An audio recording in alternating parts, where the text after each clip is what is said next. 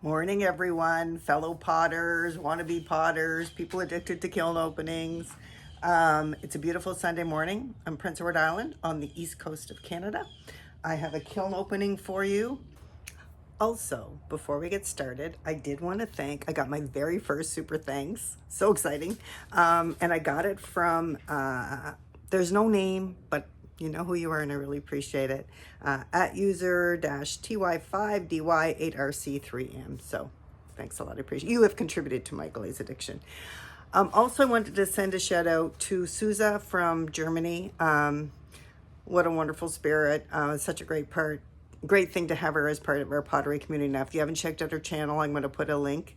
And it's really interesting. I think she's fairly new to pottery, but she's got a really interesting pottery voice, and I'm really, really excited to see how that grows and changes, because already she's doing some stuff that I'm like, man, I wouldn't think of that.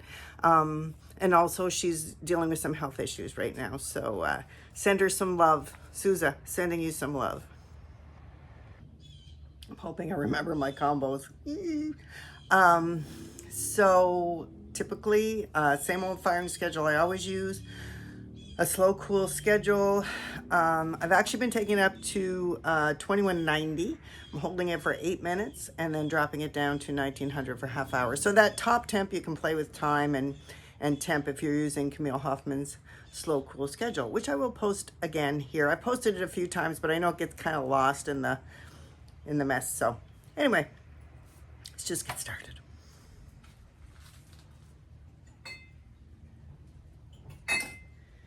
These are just a couple of refires. I actually had chipped one when I was taking it out of the kiln on the rim right here. And this one got knocked over at that little store that I sell things at. So I probably made my rims a little bit too thin on these, but I love thin rims. So it's always that sort of sweet spot, right, where your rims aren't too delicate, but they don't feel really thick on your lips, because I like to drink out of a thin rimmed mug, but everybody's different. So this is mayco sandstone on the bottom, a band of Norse blue with like 2 or 3 coats, and then celadon bloom, dots of flux and snow, and then a band of Louisiana Bayou overlapping from Spectrum. So those are really pretty. They refired nicely. I did get a little running right here, but I can fix that and grind it and all will be well. So those turned out, I'll sell them as seconds. They're not going to be sold as first because of the little irregular rim. This one is lots of PI Girl mugs in this one, but different glaze colors for you to look at. So this would be 2 coats of honey flux, 1 coat of river birch, and then a dip. I do a dip of Coyote Turquoise Lake because I have that in liquid form, and then I just wipe back the medallion. And I noticed in a few of my mugs I've got some speckled clay in there that I probably had a bag of extra speckled clay, like bits that I used for it, and didn't realize I was using speckled. But it looks fine. Because of the speckles in the river birch, it all matches. Here's another one that I thought was just my white clay, but is speckled clay. And that might be the case for a lot of this load, actually. So this would be the river birch combo again. Same thing through the whole thing. I always use the same thing. This is one of the new Spectrum glazes. And I'm not sure. I want to say this is Sunrise. We'll see. If some of you may be able to chime in. This one I know, the river birch again. This one I know for sure, and I'm going to try to pronounce it once, but I've already looked up how to pronounce it and I've already forgotten. So it's bougainvillea, I think, but I'm going to just call this boogie pink from now on. So boogie pink over river birch. Spectrum. Beautiful. I had this big plan. I was going to take a bunch of PI Girl mugs and do a different Spectrum glaze color on the top of each one, so I would see the range.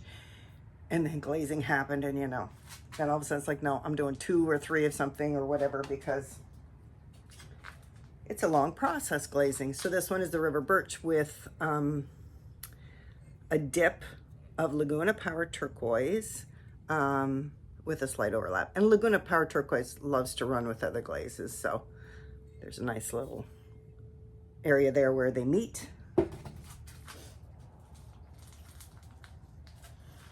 Same thing here. This would be Pottery Supply House Purple Haze on the top and River Birch on the bottom.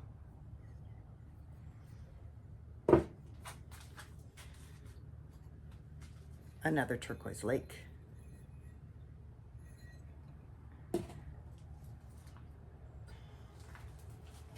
And another sunrise, I believe. It's either sunrise or shallot, but I'm pretty sure that's sunrise and shallot's coming. Because I did try some shallot, I'm pretty sure.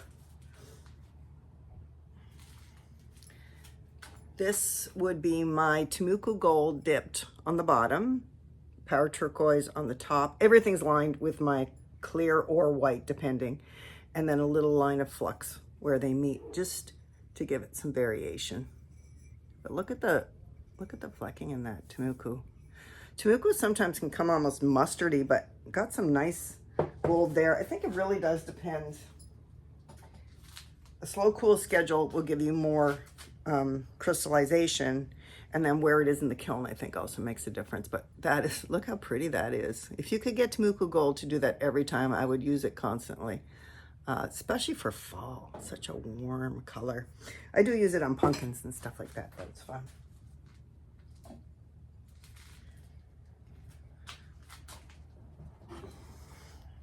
Okay, so these would be two of the boogie pink, I think, or this could be shallot. They're really close, it's hard to tell.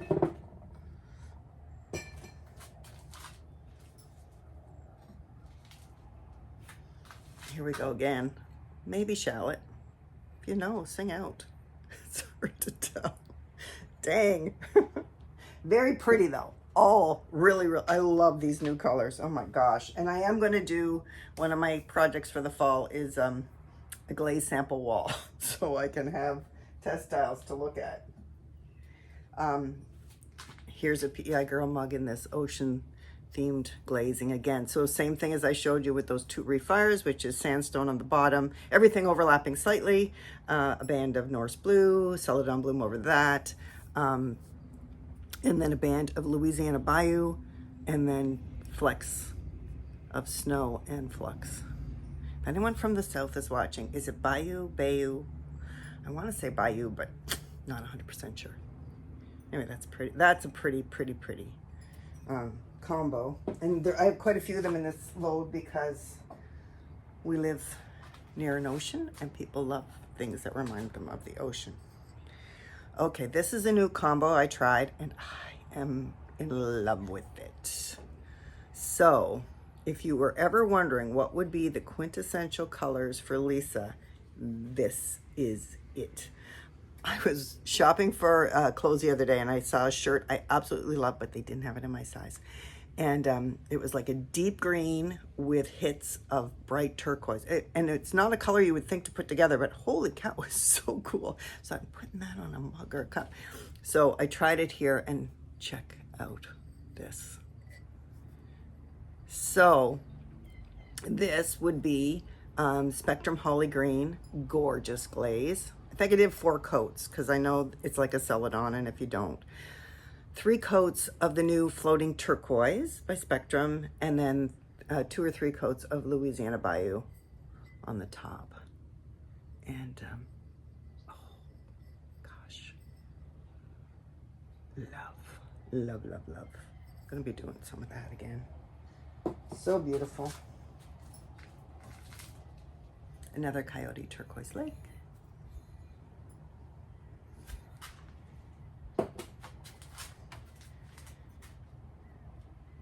Grab this.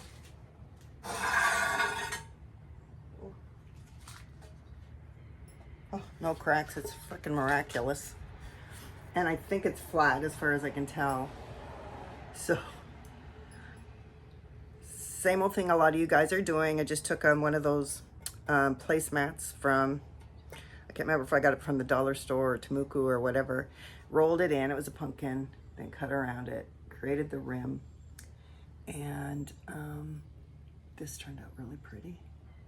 And I rolled it my usual thickness for a platter or a tray, but then when I put the, so this is a good hint for you guys, when I put the placemat in and I rolled that in, it thinned it. So if you're going to do that, make sure you go a little extra thick on your slab, because as we know, if we go too thin on our slabs, we'll get warpage or we get cracking or whatever. So I lucked out this time because this is quite light. And normally if something's this light, there's no way it's going to be flat, but it seems to be pretty flat. So what did I do? So what I did was I put a coat of mayco manganese wash on the rim. Then I did a manganese wash all over and wiped it back. And then I did 3 coats of Spectrum papaya and 2 coats of root beer, coyote root beer on the thing. Isn't that pretty for like a fall charcuterie board or something? And look, she's pretty flat. I can't. That's a miracle. That's a pottery miracle right there, folks. Okay, next shelf. Okay, shelf number 2. Oh, a few things I didn't show you from the first shelf that were just kind of at the bottom there, just these little tiny pumpkins. Sienna speckle, papaya, winterwood. So just, you know, bits and bobs. So one of the things I wanted to show you is one of my goals for this fall, winter, Christmas season is to do some mixed media things. And I got these frames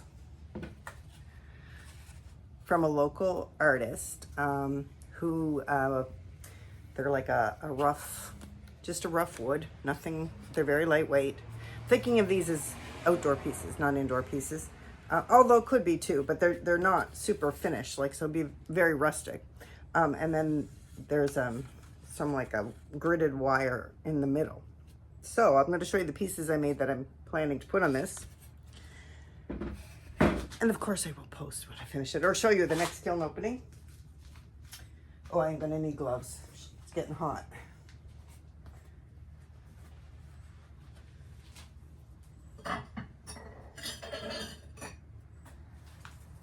So this is the pumpkin that would go, oops, in the middle of the frame, like that. And I've put a couple little holes in it so I can wire it in. So this is just a rim of manganese wash. And I did manganese wash on all the little pieces I'm about to show you. And then this is deep sienna speckle, and this is root beer. So nice pumpkin-y color, rustic, fallish, all that good stuff. Oh, they're hot.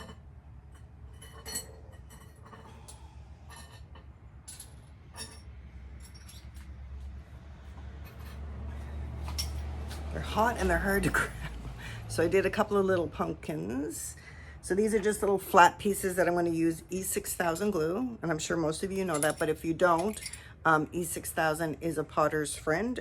It's super, super strong. So I'll be gluing these to the frame. So there's another one. And then I have, and because, like, look, I've got some glazed stuff on the back. I'll clean it up a bit. It doesn't matter though, because it's getting glued. So this would be curry, which went kind of whitish. Cute though. I'm really happy. I was wondering how that manganese wash would look, but very rustic and dramatic. Oops, I don't want to break my moon. And then I have a little sign that's going to go on the bottom that says grateful. And it was sienna speckle white back and then clear over that. So I'll show you the finished product. Hopefully it'll turn out the way I'm envisioning it. I kind of really went with this Seaside theme glaze combo. So this one would be the Norse Blue, Louisiana Bayou, Sandstone Flux, dots of flux and snow on that. Nice little tray. And then I made a little dip bowl to go with the tray. And that can just sit like that. That's a nice little set. And that's one of the pottery forms, probably GR. I can't remember what one I used, but ooh, this turned out.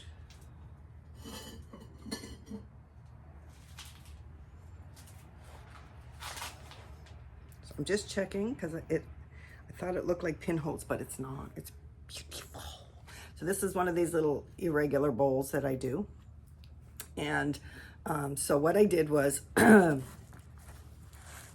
2 to 3 coats of Louisiana Bayou at the back, so just 2 near the bottom because I didn't want it to run. I mean, I ordered 2 more things of this glaze. I love it. Love, love, love.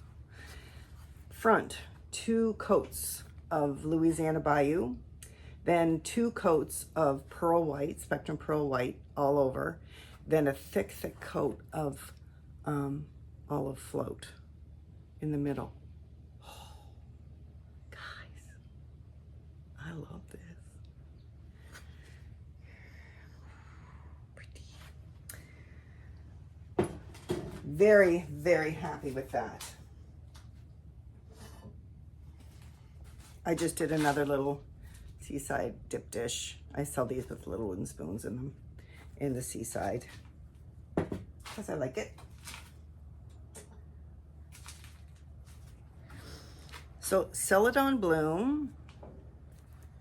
And I also got turquoise, which is the base for Celadon Bloom. So I gave it a coat of turquoise first, then 2 coats of Celadon Bloom, and then a thick coat of flux at the rim, and then over the flux once it dried.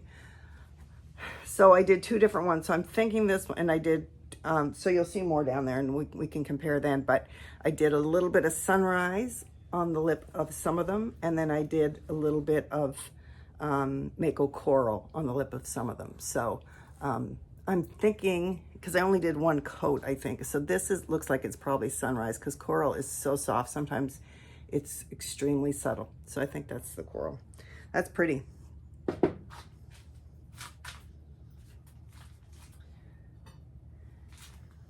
This is my, same as those cups earlier, dip in Temuco Gold, dip in Laguna Power Turquoise, and some flux where they meet. This is always a great combo, the gift that keeps on giving. A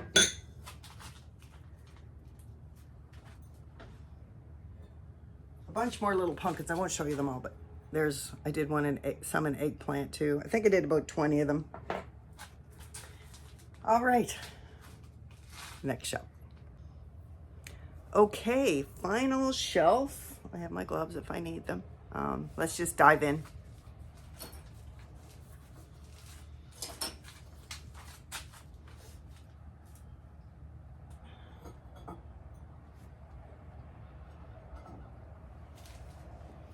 Couple more of these purple and river birch, purple haze and river birch girl mugs. How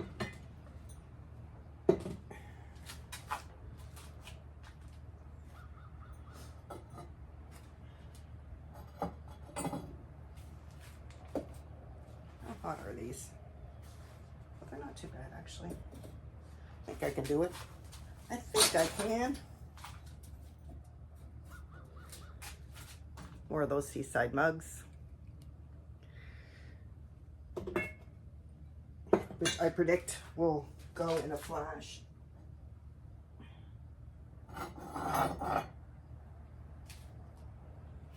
There's another one.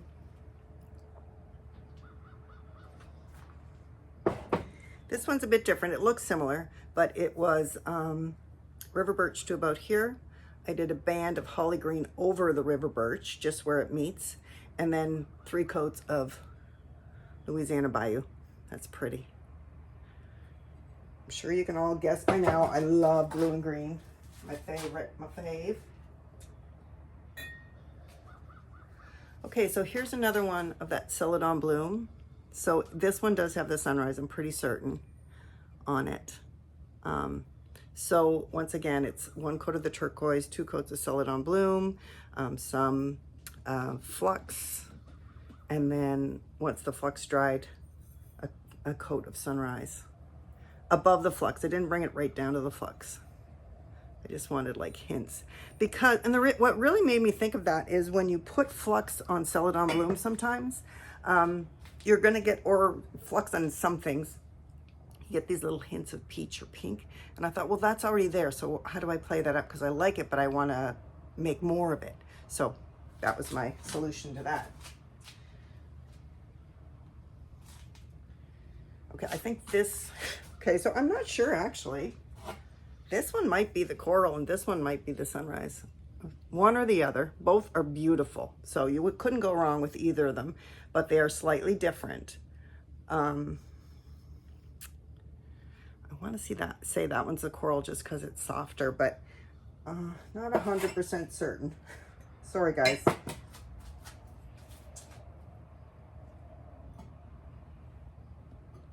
And I also did a couple of bud vases in the two different treatments as well with the Celadon bloom.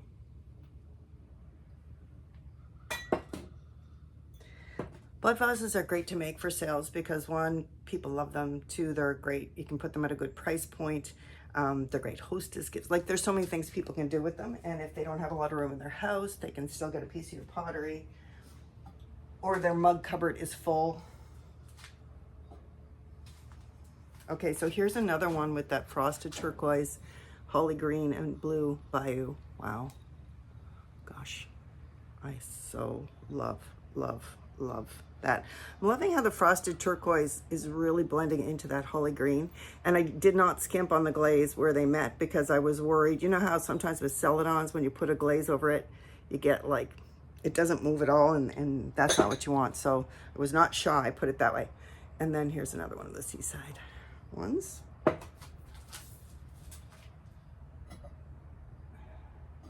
Definitely a theme happening here. Seaside, Seaside. I made quite a bit because I knew that it would go, and I'm on the tail end of my summer store. So tourists are still here, but not as many. And here's that blue green again.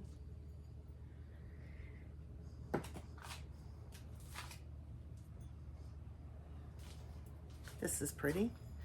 So this was soft red, Spectrum Soft Red, 3 coats. Also inside on the rim. I did clear inside all the way in. Then this is the frosted turquoise, and then just a tiny bit of flux where they meet. That's pretty. I like that. Pretty, pretty.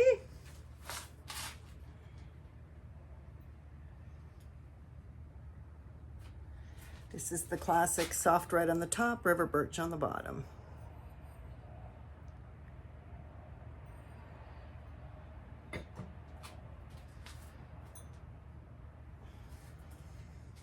No, actually, I lied. This was soft red to about here, and then a band of sangria. But I must not have put it on thick enough because this, I can tell, is just the soft red because I'm getting a lot more white where it meets the river birch. So, pretty similar, actually. Probably could have just gone with soft red on both of them. Sometimes that happens. Boogie pink over river birch. And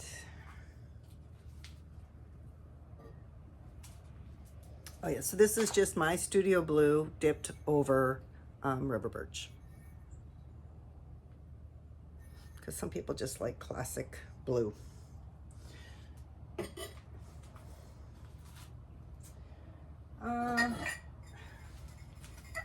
Last 2 mugs, and these are the Seaside mugs again.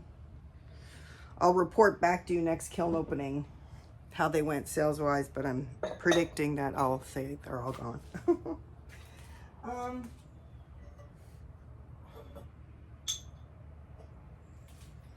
Lastly is mushrooms. So these, at first I was just gonna, I actually do have a few that I just fired to bisque because they're not foodware. They're pretty sturdy at bisque. And then you only have to do 1 firing, and jungle gems, if you're using them, handle it really well. They look really pretty. So I do have a couple that I just took to bisque. but I had a few that I took to glaze. So, and the reason I had was because I'd used some clear glaze just around here to help it solidify, and it just looked unfinished. So, and the rest was like a matte underglaze. So this is just a Duncan underglaze. This is Meadow, the Jungle Gems Meadow, and it really does burn out at a higher level. At a lower level, it's bright red, bright yellow, so I prefer it at bisque. So next time I'll just think of that before I do that. And then it's just amaco mixing clear over those. So that's it. I will hop on next time. If you see what you like, please like and subscribe, and I'll hop on next time I have something to show you guys. Take care, everyone.